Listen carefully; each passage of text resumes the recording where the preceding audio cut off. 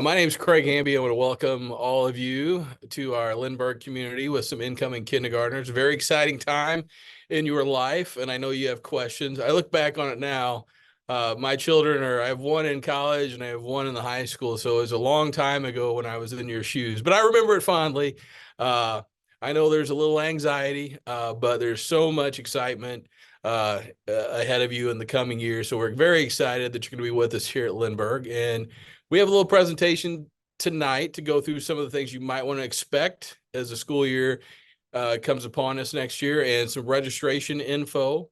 And I have some guests with me, some teachers who are going to introduce them, and I'm going to have them introduce themselves so that you can see them on the screen as they do this. So we're going to start well, Alyssa was the first one on my screen when I saw it. So Mrs. Hufker, why don't you go ahead and introduce yourself? Tell us maybe what school you're at and how many years you've been teaching. How about that? My name is Alyssa Hufker. I'm at Kennerly Elementary, and this is my 8th year, and I've taught kindergarten and first. Claire, go ahead. Okay. My name is Claire Eads, and I'm a kindergarten teacher at Dressel, and this is my 8th year as well. All right. And Jen? And Jen, you're muted. Sorry. Sorry about that.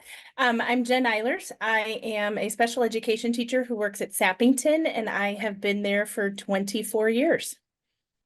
All right. Thank you, guys. So great wealth of knowledge that you'll have on here, parents, to hear you speak. And like I said, my name is Craig Hamby. I'm the Director of Elementary Education at Lindbergh Schools. And this is my 28th year, 29th year. I don't know.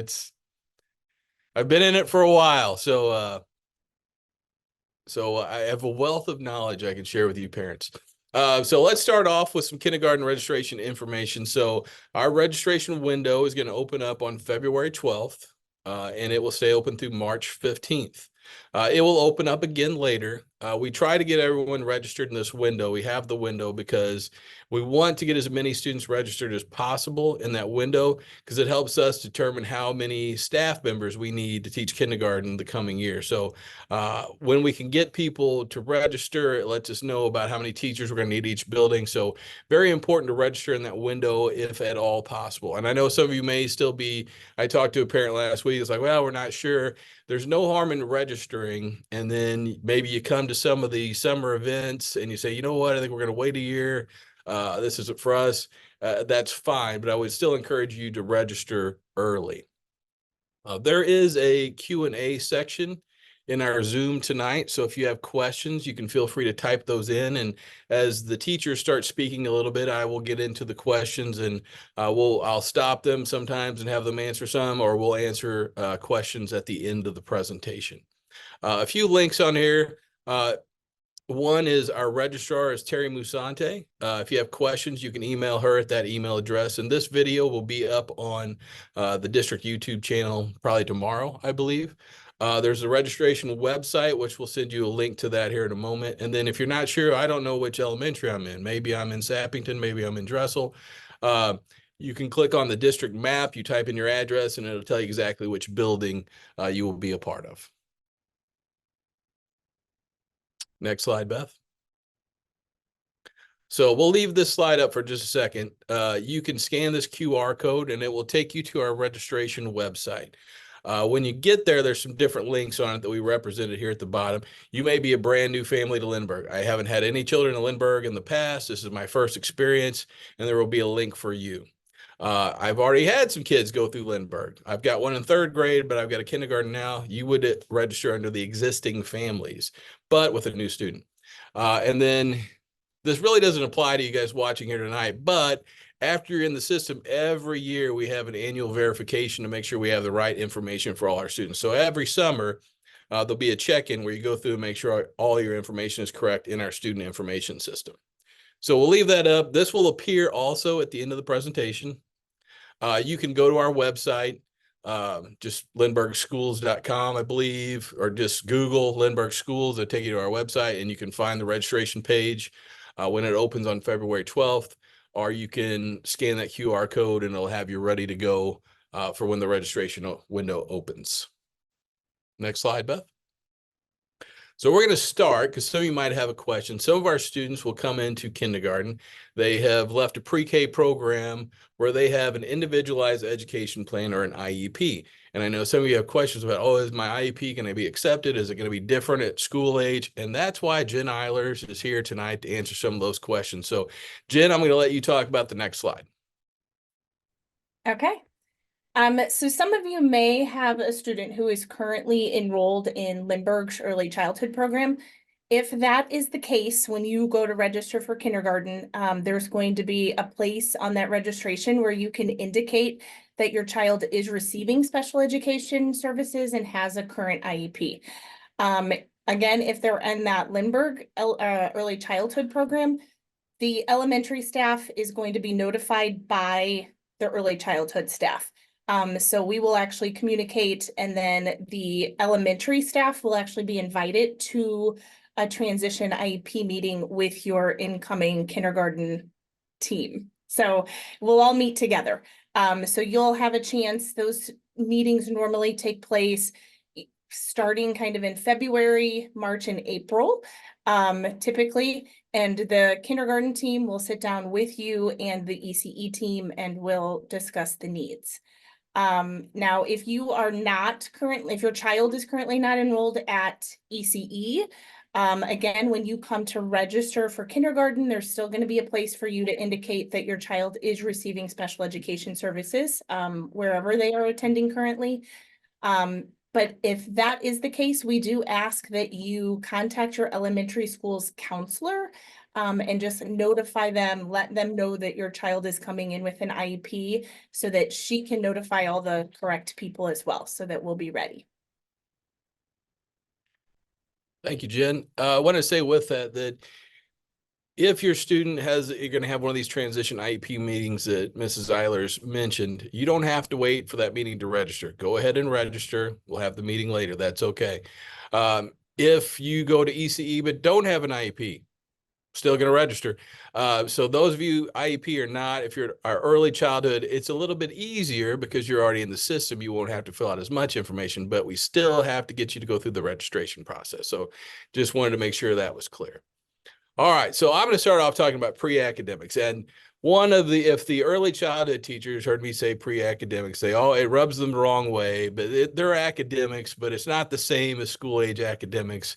And they always get angry with me when I say that. But these are the things that we want children to be able to do and learn, and their behaviors and their social skills that are going to help them be successful in kindergarten. Kindergarten, of course, the letter sounds and being able to count and all that stuff is very important. However, getting along with others and taking turns and knowing how to ask questions, knowing how to respond to questions, just as important, maybe more important.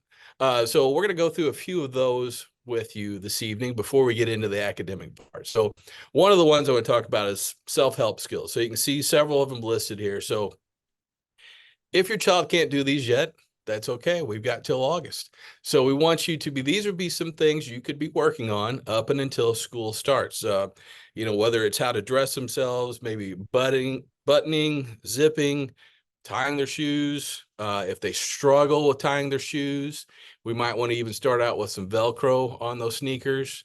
I highly recommend wearing sneakers, tennis shoes, to school, especially at the beginning. Kids do a lot of running around at recess, a lot of playtime, PE, and you want to have good shoes on. We don't want to trip and fall. So there might be some days where you want to dress up a little bit, but I would say tennis shoes or sneakers are the 99% of the time what we like to have the kids wear.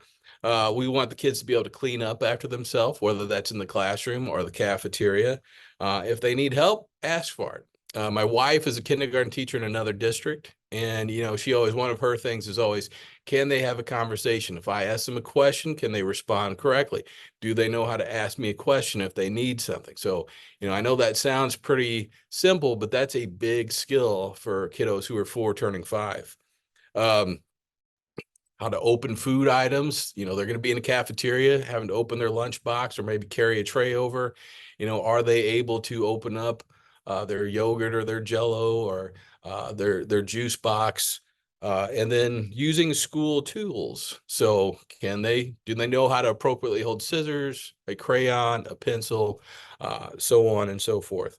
Now, I don't have these necessarily on the slide here, but I want to talk about taking turns, get out the board games. Let's learn how to play some games. Do they know how to take a turn? Do they know how to win? Do they know how to lose? I already mentioned, can they have a conversation with an adult, with a peer, something to work on? And of course, waiting in line.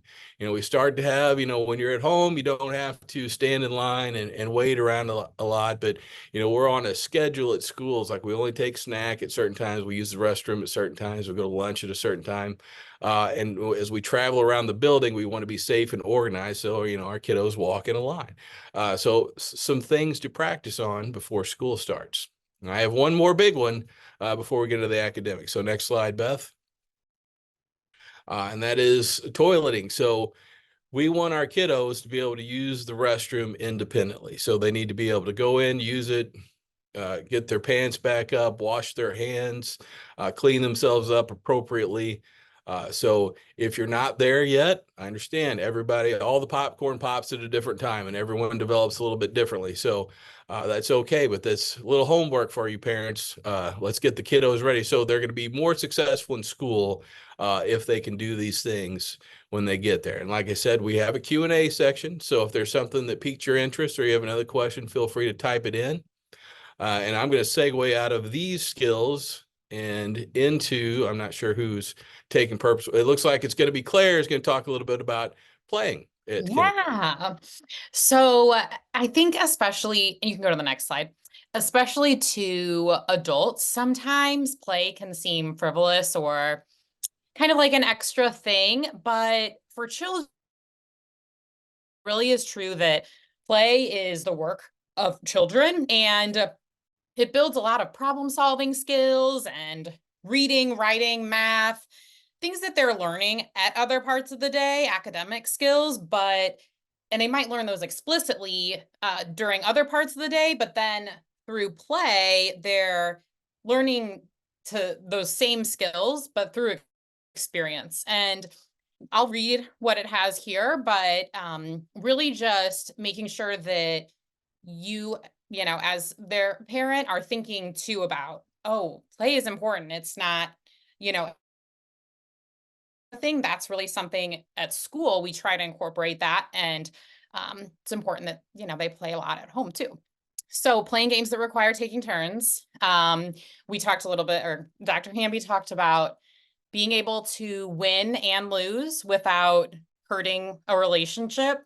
I'm pretty competitive, so I learned that a little recently, maybe too recently, but you can help your kindergartner learn it sooner than I did.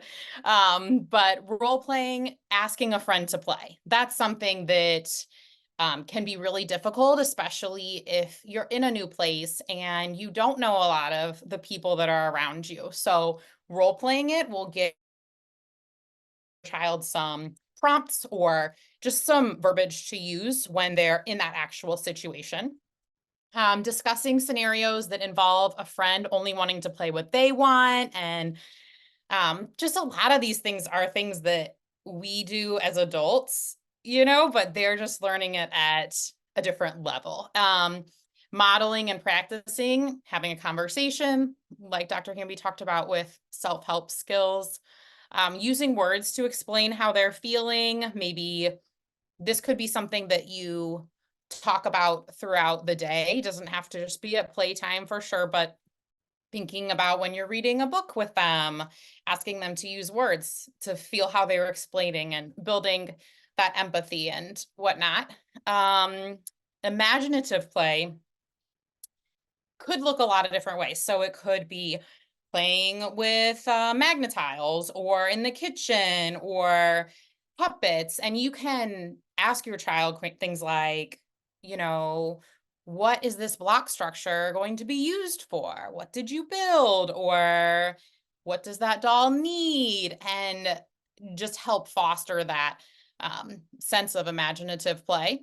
And that kind of goes with open-ended play, where they kind of get to guide what they're doing. And that really helps them have student choice and engagement. practicing good manners, please, and thank you, and things like that, and including different kinds of play, including playing outside,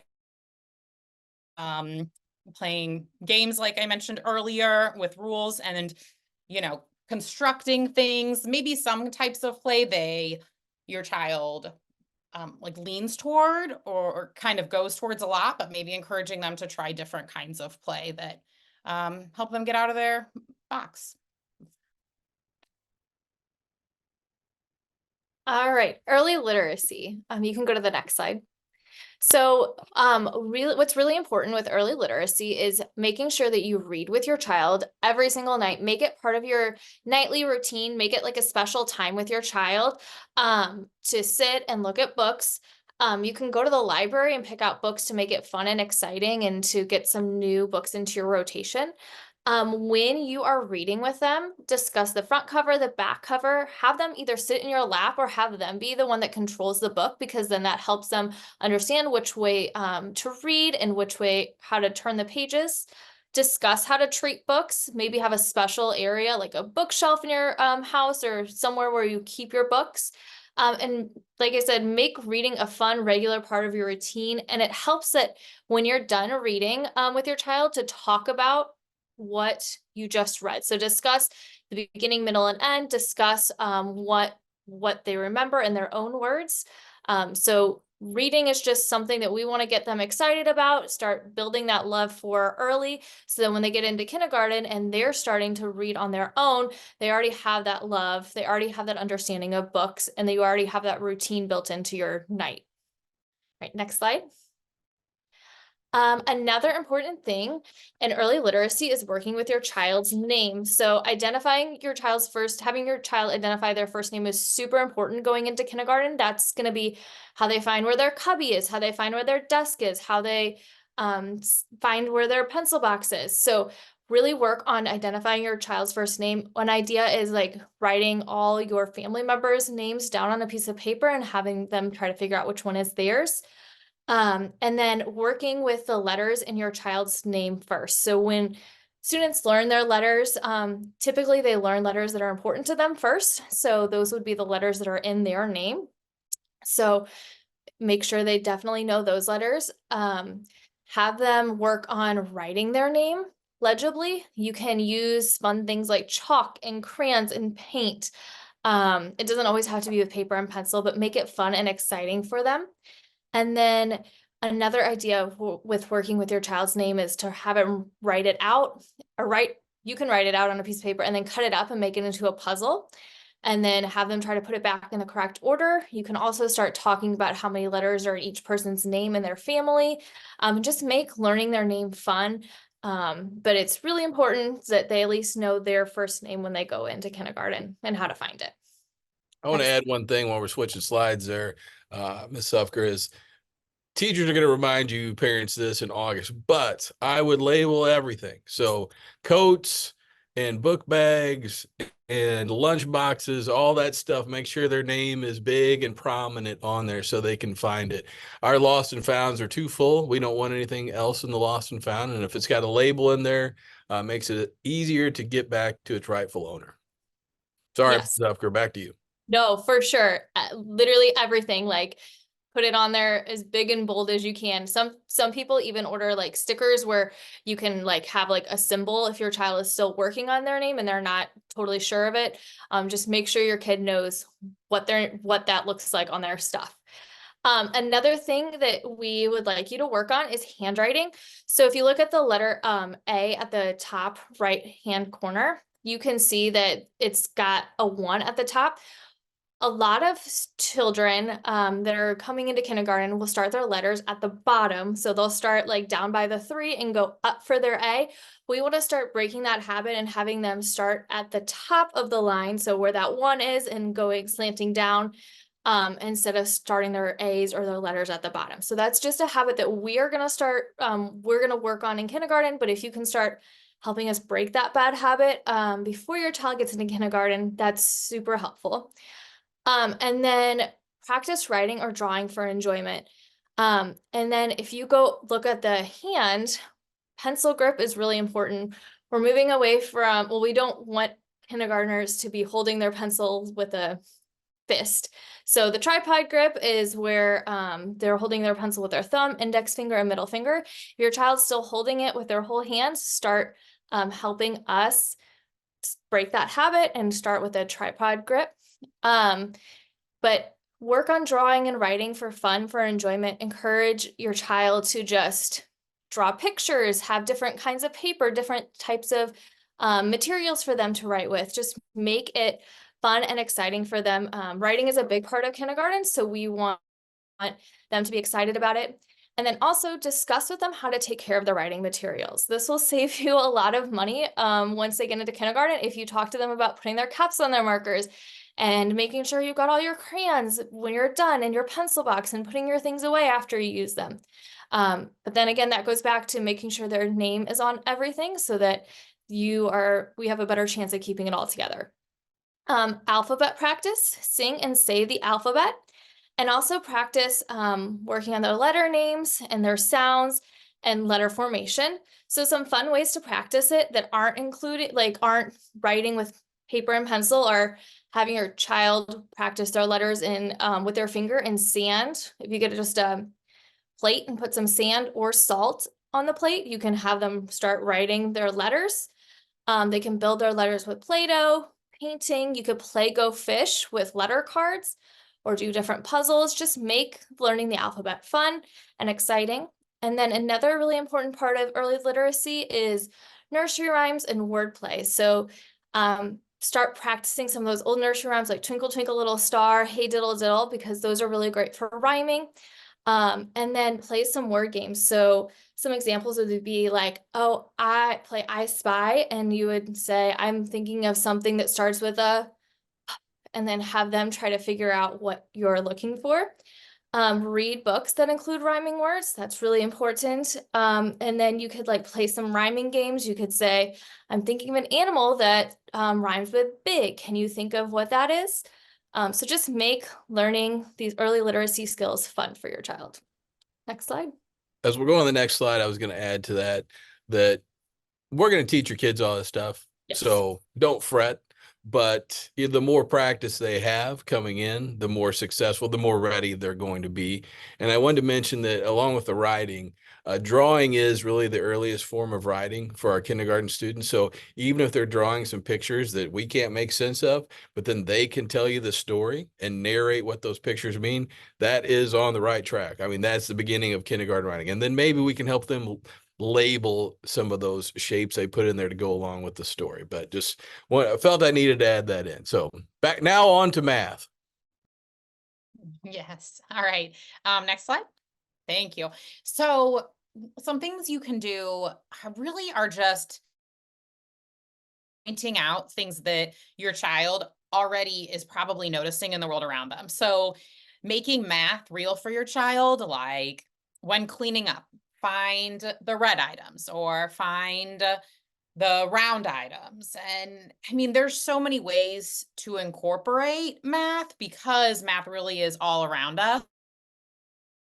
And you could, count as you clean, or count cars, or, count leaves on a branch if you're going for a walk. I mean, you can just look at the world around you and ask your child what things they're noticing, because they might be able to start those conversations about math. These are some skills that we will be working on in kindergarten. So if your child already has some context for these or has some experience with these skills, then that'll just help make it easier for them to, when we talk about it. So practice counting out loud, counting objects, practice identifying colors, and kind of like Dr. Hamby said, we'll work on a lot of these things, and none of the ideas we're giving are meant to, burn your child out in any way before they get to kindergarten. So if any of the things we're suggesting become burdensome or are not enjoyable for your child, I mean, stop doing that, because the most important thing as kindergarten teachers, Alyssa and I will definitely agree on this, is that your child is excited to come to school. So just another disclaimer there. But sorting objects by color, finding shapes in their environment. And I find that kindergartners love talking about all of these things, and they will be able to take it further than maybe you were even expecting it to go. Discussing more and less, position words, using counting in daily routines, like I said, cleaning up or other things. Begin identifying numbers, and that's something you can do because, like I said, numbers are really all around, and finding patterns, that's a really high level math skill, and that's something that our children are capable of. So once again, you can help them notice those things, and help them guide you in early math and everything. All right, so I'm gonna go through just a daily schedule of my kindergarten classroom so you can kind of see what a day in kindergarten will be like. So actually, before we get to that, I'm gonna just kind of talk about the first few days. So you can go to the next slide, please. So the first few days of kindergarten are a lot of fun, a lot of excitement. We do a lot of community and team building experiences. We just want kids to be excited to be there, to want to come back the next day. So it's going to be a lot of hands-on different things. We are going to be doing some different like learning stations to have them work on their academics, their social, their fine motor, and just get to know their friends. We will be working on those positive relationships, playing name games. We'll be doing like a tour of the school so your child gets comfortable with where things are and how things are gonna flow. So it's just gonna be lots of fun. The most important thing that we're gonna do is make sure they have fun and that they get home safely. So that's our goals for the first couple of days, but it's awesome. They're gonna be exhausted, but they're gonna have tons of fun. Other information to look for from your school towards the beginning of the start of school is Flyers Club. That is our after school and before school care. So that information should come from your school. I would definitely, if you're needing before or after school care, as soon as you start seeing information, jump on it because it fills up quickly. You'll get drop off and pickup information as well as bus information towards the beginning of school from your child's elementary school, and you will be getting parent communication from your child's teacher in August. One thing I want to add to that is that with the bus information, if your child rides the bus, First Student is the bus company that we use at Lindbergh, and for kindergarten students, the driver will not allow kindergarten students to get off the bus unless there's an adult there to pick them up at the stop. So as the kids get older, we don't have that rule, but for kindergartners, someone's going to need to be at the stop to pick them up. Just wanted to mention that.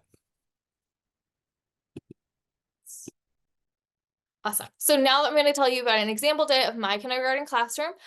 So when students come in, we will first start with morning work, which is like play bins, it's magnet tiles, it's different brain flakes, it's different fun building things where they come in, they kind of have a soft start to the morning. They put away their stuff in their cubby, they bring me their folder, and then they just can go play and relax and just have a good start to the morning.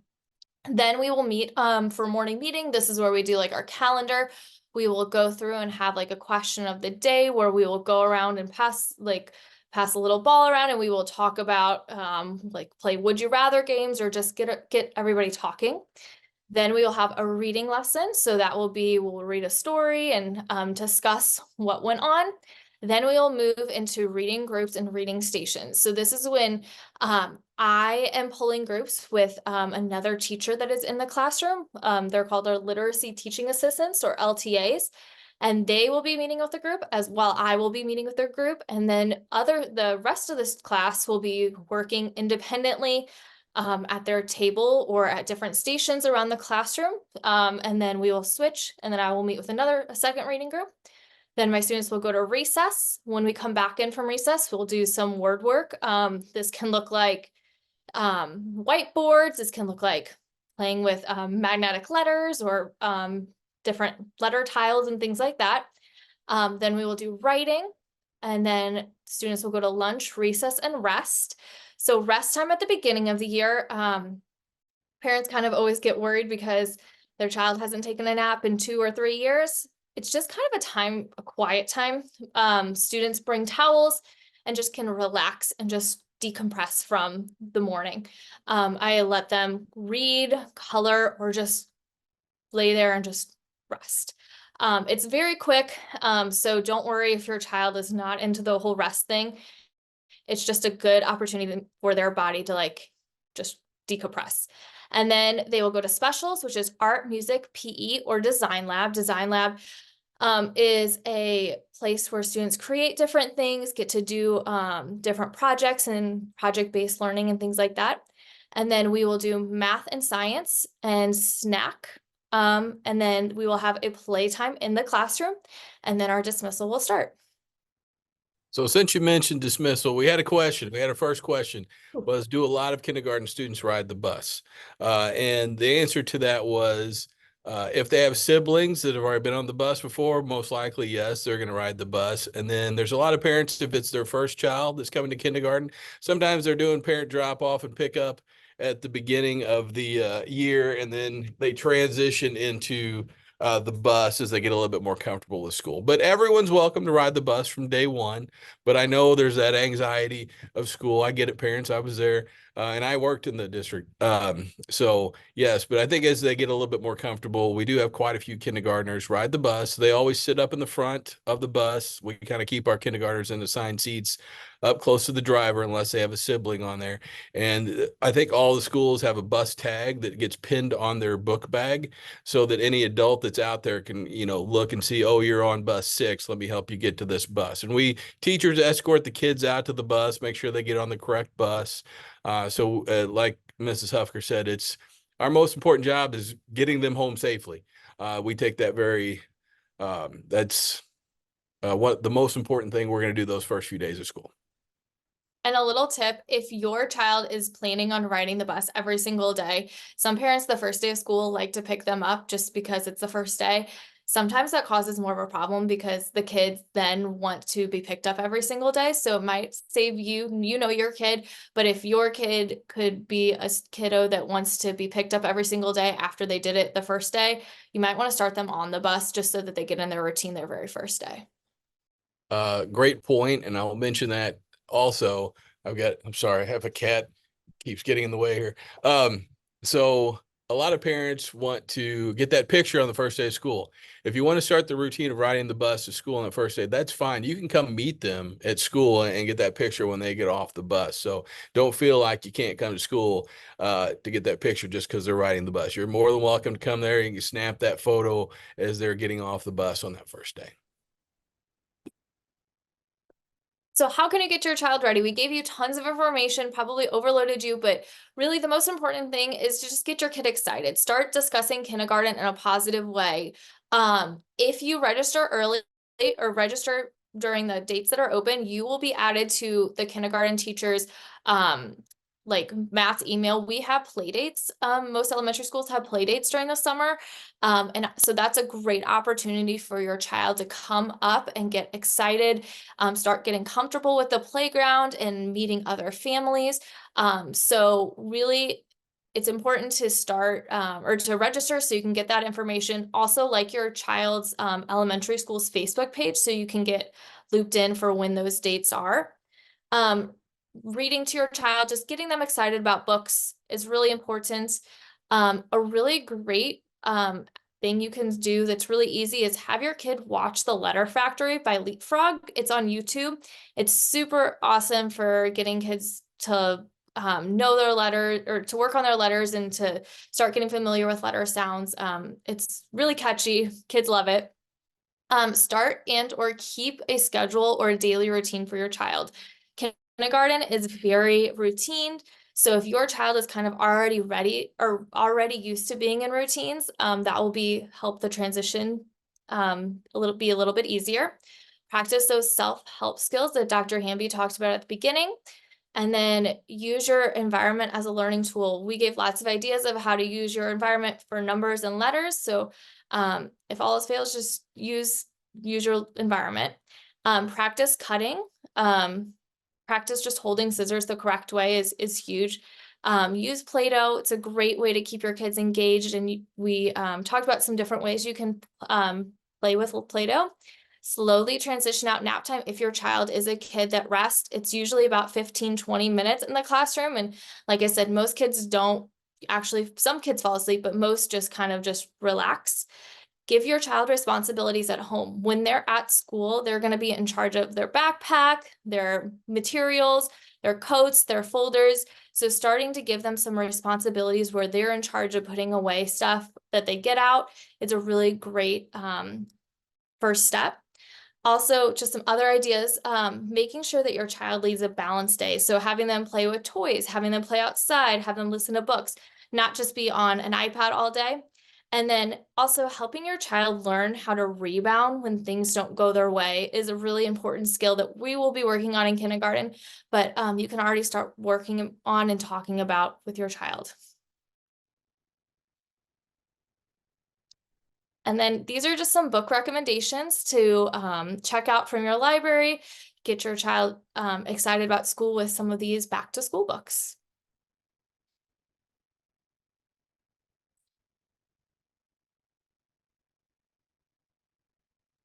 All right, so we have, here's our calendar for next school year, and I want to bring your attention to August 20th. That's the first day of school. So I believe that's Tuesday. So everyone circle that on your calendars to be ready for that. Get your cameras ready. You got to take the pictures to put on Facebook, first day of kindergarten, so that when they graduate, you can take first day of senior year and compare the two. So this is on our website. If you go to the Lindbergh website, you can go down to calendars. You can you scroll down on that calendar page, and there's a PDF of this calendar if you want to go ahead and look at that. We had a few questions on there, so I'm going to answer a couple of these, and I'll see if the teachers want to weigh in on a couple of them. One of them was about out of residence requests. If sometimes we have families who your child care, you live in one school zone, but your child care is in another school zone. The registrar's email, Terry Musante, she has a form. If you email her and request that form, you fill that out, and we try to take care of as many of those out of residence requests as we can.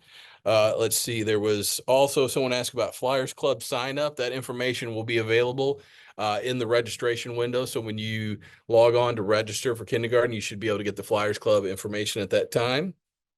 Someone asked about ECU registration. Do I click as a new student or as an existing student? You are in the system, but I believe you still have to click new student. But I'm not 100% on that. So usually when I feel confident about an answer, it's wrong. So that would be one. Go ahead if you want to email Terry Musante that question also. I'll find out tomorrow, but we won't be on here. So feel free to email her that one also. I had a question about visiting the schools before school starts. Every school has an orientation where parents are welcome. There'll be nights where the students can come as well. They'll have multiple play dates over the summer to come up and see the parent groups usually put on events at every school. So there's going to be multiple opportunities. We don't do a lot of the individual tours just because our principals during the school day are pretty busy and they don't necessarily have time to give all those tours. So sometimes they try to schedule these dates where they can have multiple families come at once as opposed to individual tours. And then a question was asked, teachers help me out with this one, do students bring their own snacks? Yes, they bring their own snack. Some classrooms will have allergies in the classroom. So if your child's teacher will notify you at the beginning of the year if you need to be cautious about sending a snack that is nut-free or whatever the allergy is. But yes, you will bring your own snack. All right, we have a couple more questions here. Yes, there will be a recording of this. It will be on our district YouTube channel by tomorrow. And then what's the start end time for the school day? Our official start time is 8:45 and our official end time is 3:35. So we like to have the kids they're ready to go in the classroom by 8:45. I think they're allowed in the building at 8:35, 8:40, I want to say in the morning. And then at 3:35 is when the first children start heading out the door, whether they're walkers or bus riders or in the parent pickup line. So that's our day. And I think this year, no changes to start and dismissal times, which is awesome. Good job, district. Not changing stuff. Let's see if we got any more. Jen Eilers, you've talked way too much in this webinar. Is there anything you want to add from your special education perspective as we're drawing to a close here? No, just not to worry about things. If you are one of those parents who have a child who's currently on an IEP, I know a lot of this can be overwhelming, especially some of the social things and the academic things, but as you probably are aware, because your child already has that IEP, we're gonna, modify things to where they're at, and the whole team will be accepting of that and have all of that information. And our teacher said this, but be positive about school starting. It shouldn't be like, oh, doom and gloom, school is coming. It should be excited. They get a chance to do this. They're going to be around a bunch of other cool kids they can hang out and play games with. It's an exciting time. When they get home from school, talk about the positives. What's a fun game you played today? What's something cool you learned today? Always try to stick to the positives because we want kids to be excited about coming to school. So we don't want to dwell on things that they're scared of or anything like that. And the other thing is encourage them to ask questions. They can ask you stuff about school. They can come and ask their teachers stuff about school. We love that at school. We love that inquisitive nature. We want them to keep that as they go on through school, always trying to learn more and more. So encourage that. Tell them to ask plenty of questions when they're encountering adults at school. So we have answered all our questions. QR code is up on the screen again. You can click that with your phone.